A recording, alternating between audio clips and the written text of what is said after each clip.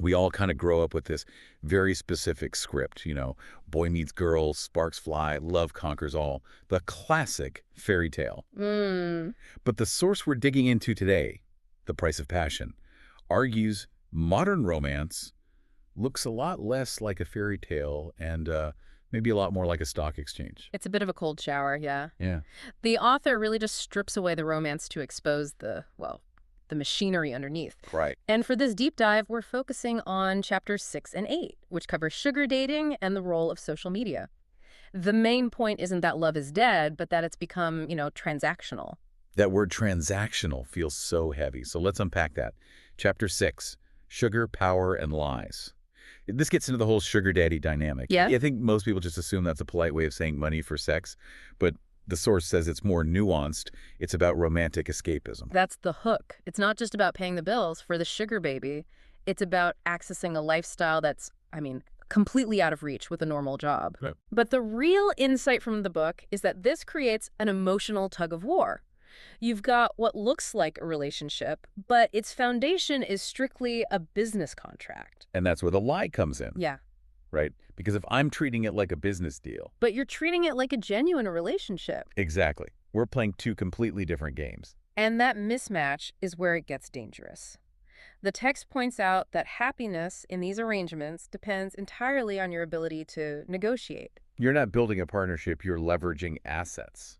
Precisely. Your youth for their wealth. And that just opens the door wide for what the book calls emotional manipulators.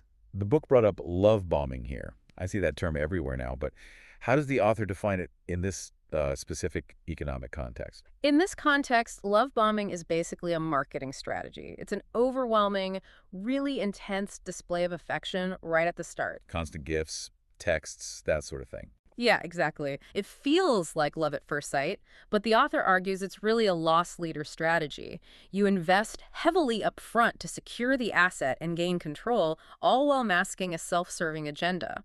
That is incredibly cynical, but it makes a certain kind of mechanical sense. Now, sugar dating feels like an extreme example, It is. but Chapter 8 argues that we can't really judge because social media has kind of done the same thing to normal dating. It calls it the commodification of affection.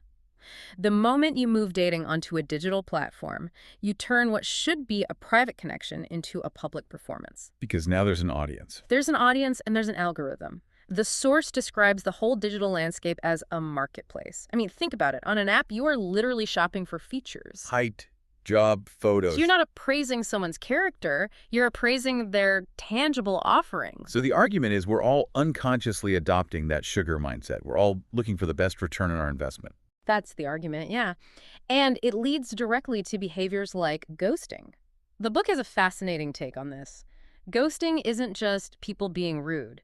Oh. It's consumer behavior. If you see a person as a product, you don't break up with them when you lose interest. You just stop using the product. You just throw it away. Yeah. Wow. That explains why modern dating can feel so insecure. If I'm just a product on a shelf, I'm always worried someone with better packaging is going to show up next to me. Exactly. We end up seeking validation likes, matches, views, instead of actual intimacy. We're performing the role of a partner because that's what sells, instead of just being one.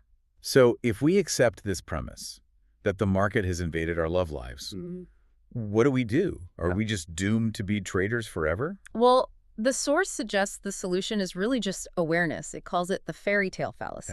Fairy tale fallacy. If you stop expecting the fairy tale and start acknowledging the power dynamics, who holds the financial cards, who's performing for Instagram, you reclaim your agency. You can actually choose to opt out of the game.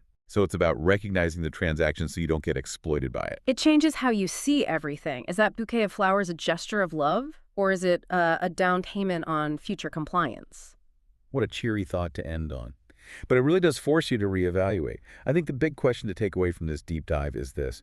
In a world that pushes you to treat affection like currency, are you building a partnership or are you just negotiating a deal? Thanks for listening.